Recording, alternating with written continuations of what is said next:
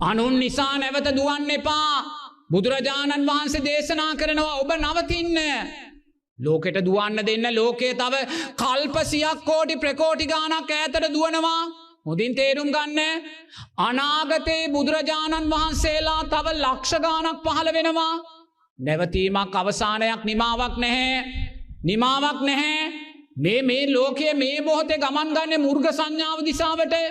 පින්වතුනි මුර්ග සංඥාව මේ තව අවුරුදු 1000ක් යන්න ඉස්සෙල්ලා මුර්ග සංඥාව ලෝකේ එවි. මොකද බුදුරජාණන් වහන්සේ දේශනා කරනවා මිනිස්යාගේ පරමාවුෂ අවුරුදු 10ට යන තැනදී මුර්ග සංඥා වෙනවා කියලා. බුදුරජාණන් වහන්සේ ජීවමානව ඉද්දී මිනිස්යාගේ පරමාවුෂ අවුරුදු 120යි.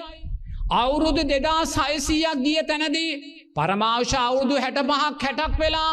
ඒ කියන්නේ අවුරුදු 2600ට ජනතාවගේ ආයුෂ හරි අඩකින්